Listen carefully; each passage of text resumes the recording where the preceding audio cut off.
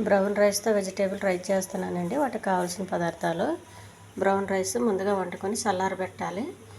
అల్లం వెల్లుల్లి పేస్టు, కొంచెం జీలకర్ర పొడి, ఉప్పు, కొంచెం నూనె, జీలకర్ర, క్యారెట్టు, బఠానీ, కొబ్బరి, జీడిపప్పు, కొంచెం చెక్క, లవంగం, బిర్యానీ ఆకు, పచ్చిమిర్చి, కరివేపాకు, కొత్తిమీర. పెనం పెట్టుకొని వేడి చేసుకోవాలండి. కొద్దిగా నూనె వేయాలి. ఈ మసాలా దినుసులన్నీ వేసేయాలి. బిర్యానీ ఆకు,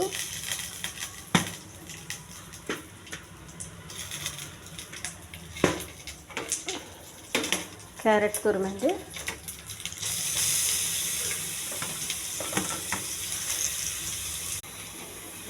కరివేపాకు, పచ్చిమిర్చి, కొంచెం జీలకర్ర, కొద్దిగా ఉప్పు, కొంచెం అల్లం వెల్లుల్లి పేస్టు,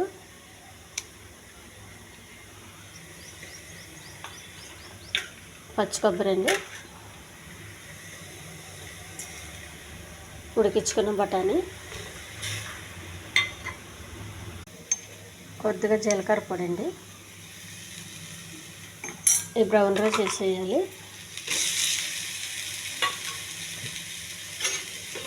వేసి కొంచెం మసాలా పట్టేంతవరకు వేయించాలి.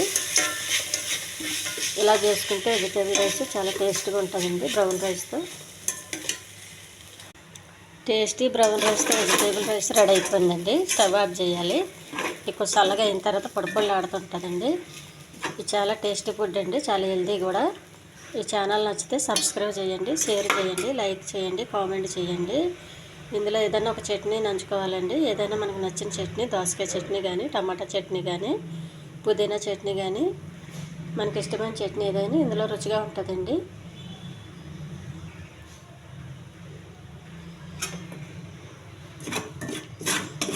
దీనికి పచ్చి కొబ్బరి ఖచ్చితంగా వేయాలండి, అప్పుడే బాగుంటుంది. ఎండు కొబ్బరి వేయొద్దు, నూనె వాసన వస్తుంది ఎండు కొబ్బరి వేస్తే. ఎండు కొబ్బరి బాగా అలవాటు ఉన్న వాళ్ళు వేసుకోవచ్చు, ఎందుకంటే వాళ్ళకి అలవాటు అయిపోతుంది కాబట్టి పర్లేదు.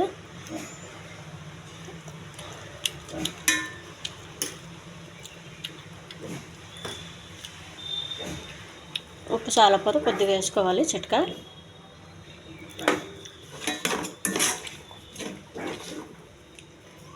స్టవ్ బంద్ చేసేయాలి.